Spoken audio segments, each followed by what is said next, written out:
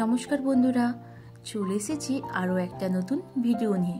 Video ঠিক বলা চলে না, এটা ব্লগ, সরস্বতী পুজোর ব্লগ, দেখেই তো বুঝতে পারছেন।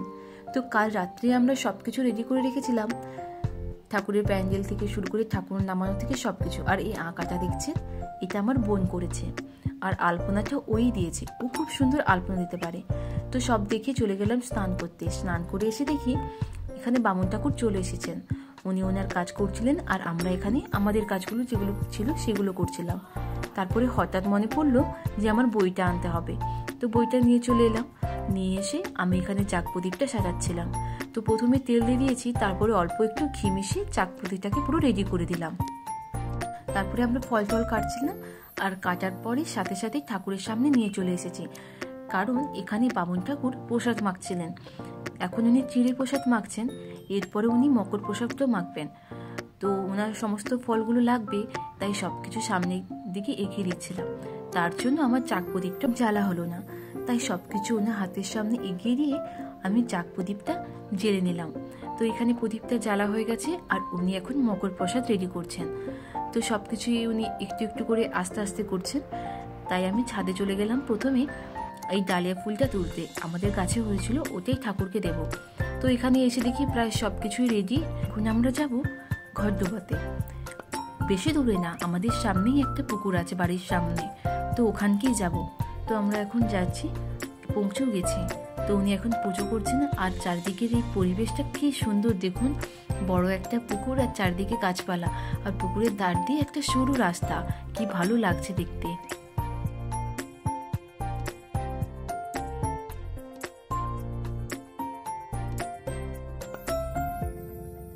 পুজো হয়ে গেছে, তো এবার আমরা বাড়ি যাব।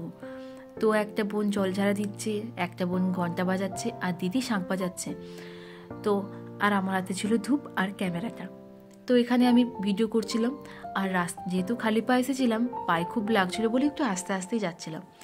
তো বাড়ি পৌঁছে গেছি। এসে এখানে বামুন ঠাকুর পুজো শুরু করে দিয়েছেন। তো পুজো বেশ অনেকটা হয়ে গেছে, এবার হবে হোম। একটা পুজোর কিন্তু মেন পার্ট, আমার তো এই সময়টা বেশ ভালো লাগে, এইটা আর আরতির সময়টা। তো হোম শুরু হয়ে গেছে, তো ওটাই আমরা এখন সবাই মিলে দেখছিলাম। আগে পুজো হয়ে যাওয়ার পর, বাড়ির পুজো হয়ে যাওয়ার পর ঘুরতে যেতাম বন্ধুদের সাথে, স্কুলে যেতাম, এখানে যেতাম ওখানে যেতাম। এখন আর সেটা নানা কারণের জন্য হয়ে ওঠে না। এখন বাড়িতে থেকে এটা উপলব্ধি করেছি যে বাড়িতে থাকার মজাটাই আলাদা, তাই এখন বাড়ি ছেড়ে কোথাও যেতেও ইচ্ছে করে না। তো এসব কথা থাক, পুজো হোম হচ্ছে এখন। তো হোম প্রায় শেষের পথে, তো তারপরে শুরু হবে আরতি। আর তার আগে হোমের টিকাটা তো নিয়ে নিতেই হবে না, যেটা বলে ঘুম টিপ, তো সেটা নিয়ে নিতে হবে। সেটা সবাই মিলে নিয়ে নিচ্ছি আর কি। আমি একদম কোণে ধারে বসে আছি। তো এবার শুরু হচ্ছে আরতি। তো সবাই চলে এসেছে, সবাই দাঁড়িয়ে আছে, আমি এক কোণে বসে আছি।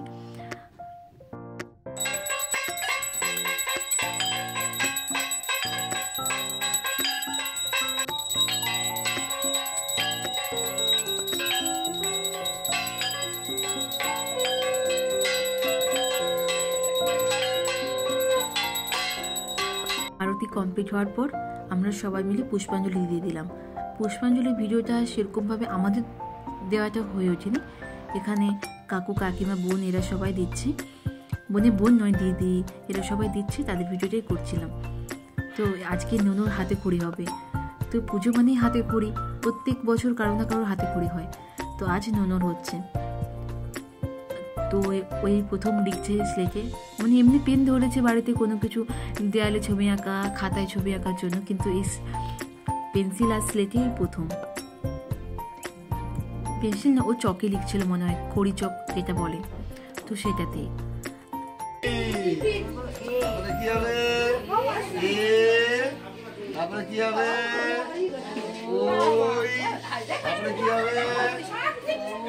বলতে জানে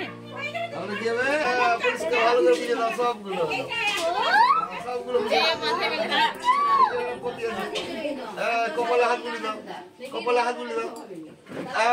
এই তো বছরের মতো এখানে সরস্বতী পুজো শেষ।